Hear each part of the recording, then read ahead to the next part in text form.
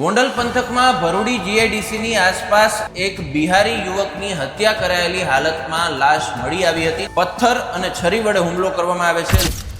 ગોંડલ પંથકમાં ભરૂડી જીઆઈડીસીની આસપાસ એક બિહારી યુવકની હત્યા કરાયેલી હાલતમાં લાશ મળી આવી હતી। ત્યારે આ હત્યાનો ભેદ અત્યારે ગોંડલ પોલીસે ઉકેલી કાઢ્યો છે। જે પ્રમાણે પોલીસ સૂત્રો પાસેથી જે માહિતી મળી રહી છે તેમાં મૂળ બિહારના બાંકા જિલ્લાના વતની અને હાલ કોટડા સાંગાણી તાલુકાના પડવલા મુકામે અલમાઇટ્સ એન્ટરપ્રાઇઝ નામના કારખાનામાં રહીને મજૂરી કરતો જે યુવાન છે 22 વર્ષીય યુવાન લાલુ કુમાર તપેશ્વર રાઉત રાય એને પોલીસમાં ફરિયાદ નોંધાવી છે અને એફઆઈઆરમાં જે વિગતો આપવામાં આવી છે તે પ્રમાણે બિહારના બાંકા જિલ્લાના જ વતની રાકેશ સુભાષ મંડલ, છોટેલાલ સુભાષ દરવે, નવીન કુમાર મંડલ, છોટુ કુમાર નરેશ મંડલ, ગણેશ ઉર્ફે ડમરુ, નીરજ કુમાર રાઉતનું નામ આપતા ગોંડલ તાલુકા પોલીસે હત્યાની કલમ હેઠળ ગુનો નોંધી અને આ જે 6 વ્યક્તિ છે તેના વિરુદ્ધ તપાસનો ધમધમાટ શરૂ કર્યો। ત્યારબાદ 6 આરોપીઓને ઝડપી પાડવામાં આવ્યા છે। હાલ એના રિમાન્ડની મંજૂરી પણ લેવામાં આવી છે અને અન્ય કોઈ ગુનોમાં તે સંડોવાયેલ છે કે કેમ તે દિશામાં પણ પોલીસ તપાસ ચલાવી રહી છે।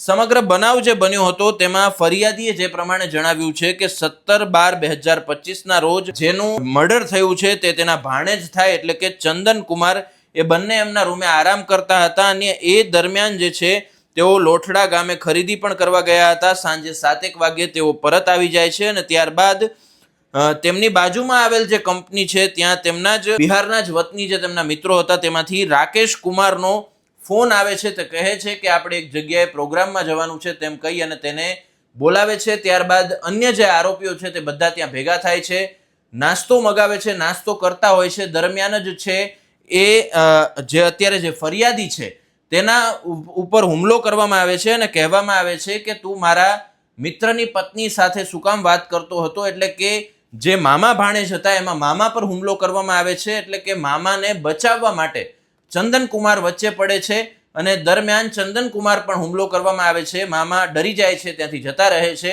અને ચંદન કુમારને એક વ્યક્તિ પકડી રાખે છે। ત્યારબાદ બાકીના 2 વ્યક્તિ દ્વારા પથ્થર અને છરી વડે હુમલો કરવામાં આવે છે। લોહી લુહાણ હાલતમાં તેને ત્યાં મૂકી તે લોકો નાસી જાય છે। ત્યારબાદ તેને હોસ્પિટલમાં ખસેડવામાં આવે છે પરંતુ સારવાર દરમિયાન તેનું મૃત્યુ નિપજે છે। હાલ આ સમગ્ર ઘટનાની માહિતી જે છે તે પોલીસ અધિકારી દ્વારા આપવામાં આવી છે। તેમને શું કહ્યું છે આવો સાંભળીએ।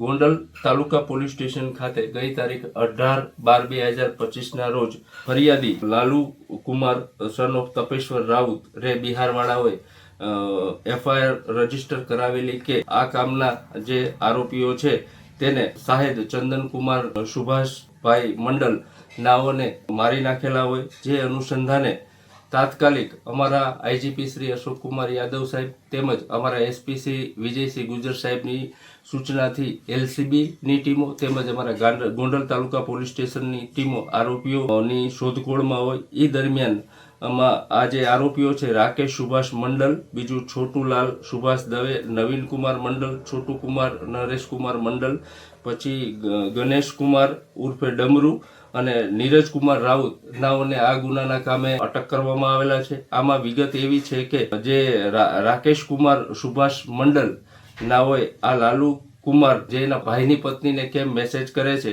તેવું કહી અને જે મારામારી કરેલી હોય। જે અનુસંધાને આ જે વચ્ચે પડતા ચંદન કુમાર નાઓએ તેને પ્રતિકાર કરતા છરી વડે તેઓને છાતીના ભાગે તેમજ સાથળના ભાગે મારી અને મૃત્યુ નિપજાવેલો હોય અને બીજા જે આરોપી છે એની સાથે મદદગારી હોય।